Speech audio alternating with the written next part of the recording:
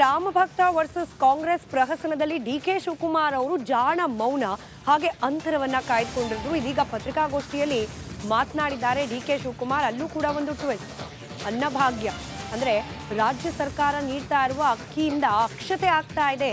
ಮನೆ ಮನೆಗೆ ಏನು RSS ಹಾಗೆ VHP ಕಡೆಯಿಂದ ರಾಮ ಮಂದಿರಕ್ಕೆ ಸಂಬಂಧಪಟ್ಟಂತೆ ಒಂದು ಆಹ್ವಾನ ಪತ್ರಿಕೆ ಹಾಗೆ ರಾಮ ಮಂದಿರ ನಿರ್ಮಾಣದ ಡೀಟೇಲ್ಸ್ ಇರುವ ಒಂದು ಪಾಂಪ್ಲೆಟ್ ಜೊತೆಗೆ ಮಂತ್ರಾಕ್ಷತೆಯನ್ನ ವಿತರಣೆ ಮಾಡಲಾಗ್ತಾ ಇದೆ. ಇದ್ರ ಬಗ್ಗೆ ಡಿಕೆ ಶಿವಕುಮಾರ್ ಮಾತನಾಡಿದ್ದಾರೆ. ಅನ್ನಭಾಗ್ಯ ಅಕ್ಕಿಯಿಂದ ಮಂತ್ರಾಕ್ಷತೆ ಆಗ್ತಾ ಇದೆ. ಅನ್ನಭಾಗ್ಯ ಅಕ್ಕಿ ಅಕ್ಷತೆ ಆಗ್ತಿರೋದು ಸಂತೋಷ ಇದೆ. ಇದರ ಜೊತೆಗೆ ರಾಮ ಮಂದಿರ ಉದ್ಘಾಟನೆಗೆ ನಮ್ಮನ್ನ ಕರೆದಿಲ್ಲ, ಮುಖ್ಯಮಂತ್ರಿಗಳನ್ನ ಕೂಡ ಉದ್ಘಾಟನೆಗೆ ಕರೆದಿಲ್ಲ. ಅರಿಶಿಣ ಅಕ್ಕಿ ಸೇರಿ ಮಂತ್ರಾಕ್ಷತೆ ಆಗ್ತಿರೋದು ಸಂತೋಷ. ನಾವು ನೋಡೋಣ ಮುಂದೆ ಹೋಗ್ಬೇಕಾ ಬೇಡವಾ ಅನ್ನೋದನ್ನ ಪಕ್ಷ ತೀರ್ಮಾನ ಮಾಡುತ್ತೆ ಅಂತ ಪ್ರತಿಕ್ರಿಯೆ ನೀಡಿದ್ದಾರೆ DK Shivakumar. RSS people are giving this Arshna Mantrakshate. Arshna is tamarind we grow. Rice we are giving to every village. ಅಕ್ಕಿ ಒಂದು ಕಡೆ ಅರ್ಶನ ಒಂದು ಕಡೆ ಎರಡು ಸೇರಿದ ತಕ್ಷಣ ಮಂತ್ರಾಕ್ಷತೆ ಆಗ್ತದೆ. ನಮ್ಮ ಅಕ್ಕಿಲೇ ಮಂತ್ರಾಕ್ಷತೆ ಹೋಗ್ತಾ ಇದೆ. ಹೋಗ್ಲಿ, ಒಳ್ಳೇದಾಗಲಿ. ಇಲ್ಲಿಂದಲೇ ಪ್ರಾರ್ಥನೆ ಮಾಡೋಣ. RSS people are giving this Arshna Mantrakshate. Arshna is tamarind we grow. Rice we are giving to every village. ಅಕ್ಕಿ ಒಂದು ಕಡೆ ಅರ್ಶನ ಒಂದು ಕಡೆ ಎರಡು ಸೇರಿದ ತಕ್ಷಣ ಮಂತ್ರಾಕ್ಷತೆ ಆಗ್ತದೆ. ನಮ್ಮ ಅಕ್ಕಿಲೇ ಮಂತ್ರಾಕ್ಷತೆ ಹೋಗ್ತಾ ಇದೆ. ಹೋಗ್ಲಿ, ಒಳ್ಳೇದಾಗಲಿ. ಇಲ್ಲಿಂದಲೇ ಪ್ರಾರ್ಥನೆ ಮಾಡೋಣ. RSS people are giving this Arshna. ಮತ್ತಷ್ಟು ಡೀಟೇಲ್ಸ್ ನಮ್ಮ ಪ್ರತಿನಿಧಿ ಬಸವರಾಜ್ ನೀಡ್ತಾ ಹೋಗ್ತಾರೆ. ನೇರ ಸಂಪರ್ಕದಲ್ಲಿದ್ದಾರೆ ಬಸವರಾಜ್. ಒಂದ್ ಕಡೆ ನಾನು ರಾಮಭಕ್ತ, ಅಯೋಧ್ಯೆಗೆ ಕರೆದಿಲ್ಲ, ಹೋಗೋದು ಬಿಡೋದು ಮುಂದಿನ ದಿನದ ನಿರ್ಧಾರ ಅನ್ನೋ ಹೇಳಿಕೆ ಇದ್ರೆ ಜೊತೆಗೇನೆ ಬಹಳ ಸ್ಮಾರ್ಟ್ ಆದ ರಿಪ್ಲೈ. ನಮ್ಮದೇ ಅಕ್ಕಿ ಅಂದ್ರೆ ರಾಜ್ಯ ಸರ್ಕಾರ ಕೊಡ್ತಾ ಇರುವ ಅನ್ನಭಾಗ್ಯದ ಅಕ್ಕಿಯಲ್ಲಿ ಮಂತ್ರಾಕ್ಷತೆ ವಿತರಣೆ. ಇಲ್ಲೂ ಕೂಡ ಲೈಟ್ ಆಗಿ ಕ್ರೆಡಿಟ್ ಕ್ಲೈಮ್ ಮಾಡ್ಕೊಳ್ಳೋ ಪ್ರಯತ್ನವಾಯ್ತಾ ಡಿಕೆ ಶಿವಕುಮಾರ್ ಅವರ ಕಡೆಯಿಂದ ಅಂತ?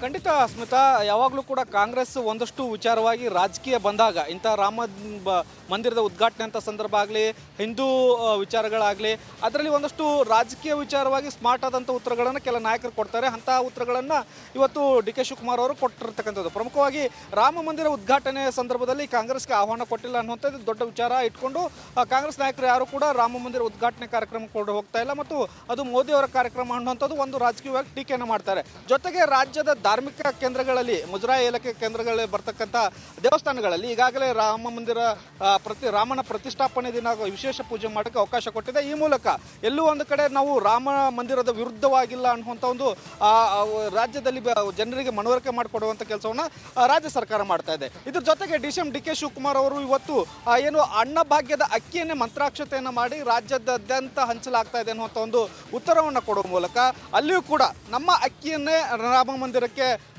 ಮಂತ್ರಾಕ್ಷತೆ ಆಗಿದೆ ಅನ್ನುವಂಥ ಒಂದು ಕ್ಲೇಮನ್ನು ಮಾಡಿಕೊಳ್ಳುವಂಥದ್ದು. ಮತ್ತು ನಾವೆಲ್ಲರೂ ಕೂಡ ರಾಮ ಮಂದಿರದ ಪರವಾಗಿದ್ದೇವೆ, ಆದರೆ BJP ಮಾಡ್ತಕ್ಕಂತಹ ರಾಜಕೀಯದ ಪರವಾಗಿಲ್ಲ. BJP ಈ ರಾಮ ಮಂದಿರ ಪ್ರತಿಷ್ಠಾಪನೆ ವೇಳೆ ರಾಜಕೀಯ ಮಾಡ್ತಾ ಇದೆ, ಒನ್ ಮ್ಯಾನ್ ಶೋ ಮಾಡಿ ಅದರ ರಾಜಕೀಯ ಲಾಭವನ್ನು ಪಡಿತಾ ಇದೆ. ನಾವು ಧಾರ್ಮಿಕ ಕೇಂದ್ರಗಳಲ್ಲಿ ಧಾರ್ಮಿಕ ವಿಚಾರವಾಗಿ ರಾಜಕೀಯ ಮಾಡಲ್ಲ ಅನ್ನುವಂಥ ಒಂದಷ್ಟು ತಿರುಗೇಟನ್ನು, ಸಾಫ್ಟಾಗಿ ತಿರುಗೇಟನ್ನು ಕೊಡುವ ಮೂಲಕ ನಾವು ರಾಮ ಮಂದಿರದ ವಿರೋಧವಾಗಿಲ್ಲ ಅನ್ನುವಂಥ ಒಂದಷ್ಟು ಮೆಸೇಜನ್ನು ಪಾಸ್ ಮಾಡ್ತಾ ಇದೆ. ಈ ಮೂಲಕ ಈ ರಾಮ ಮಂದಿರ ವರ್ಸಸ್ ಕಾಂಗ್ರೆಸ್, ರಾಮ ಮಂದಿರ ಉದ್ಘಾಟನೆ ವಿಚಾರವಾಗಿ ಕಾಂಗ್ರೆಸ್ ಮೇಲೆ ಏನು ಆರೋಪಗಳು ಬಂದಿತ್ತು ಅದನ್ನು ಕೊಂಚ ಮಟ್ಟಿಗೆ ತಗ್ಗಿಸುವಂಥ ಕೆಲಸವನ್ನು ಕೆಲವೊಂದು ಕಾಂಗ್ರೆಸ್ ಸಚಿವರು ಮಾಡ್ತಾ ಇದ್ದಾರೆ. ಒಟ್ಟಾರೆಯಾಗಿ ಈ ಒಂದು ರಾಮ ಮಂದಿರ ಉದ್ಘಾಟನೆ ರಾಜಕೀಯ ವಿಚಾರವಾಗಿ ಸಾಕಷ್ಟು ಚರ್ಚೆಗಳು ದಿನದಿಂದ ದಿನಕ್ಕೆ ಹೆಚ್ಚಾಗ್ತಾನೆ ಇದ್ದಾವೆ. ಆದರೆ ಕಾಂಗ್ರೆಸ್ ನಾಯಕರು ಯಾವೊಬ್ಬರು ಕೂಡ ರಾಜ್ಯದಿಂದ ಒಂದು ಉದ್ಘಾಟನೆ ಕಾರ್ಯಕ್ರಮಕ್ಕೆ ಹೋಗದೇ ಇರೋಕ್ಕೆ ಈಗಾಗಲೇ ನಿರ್ಧರಿಸಲಾಗಿದೆ. ಆದರೆ ಸ್ಮಾರ್ಟ್ ಆಗಿ ಒಂದು ಯಾವುದೇ ವಿವಾದಾತ್ಮಕ ಅಂಶಗಳನ್ನು ಪಡೆದಂತಹ ಉತ್ತರಗಳನ್ನು ನೀಡಬೇಕನ್ನುವಂಥ ನಿಟ್ಟಿನಲ್ಲಿ ಕೂಡ ಮೊನ್ನೆ ನಡೆದಂಥ ಕ್ಯಾಬಿನೆಟ್ನಲ್ಲಿ ಚರ್ಚೆ ಆಗಿರ್ತಕ್ಕಂಥದ್ದು. ಹಾಗಾಗಿ ಒಂದು ವಿವಾದಾತ್ಮಕ ಹೇಳಿಕೆಗಳಿಂದ ದೂರ ಆಗಿ ರಾಮ ಮಂದಿರದ ವಿಚಾರವಾಗಿ ಸಾಫ್ಟ್ ಹಿಂದುತ್ವವನ್ನು ಕಾಪಾಡಿಕೊಳ್ಳುವಂಥ ಪರಿಸ್ಥಿತಿಯನ್ನು ಕಾಂಗ್ರೆಸ್ ನಾಯಕರು ಮಾಡ್ತಾ ಇದ್ದಾರೆ. ಸ್ಮಿತಾ.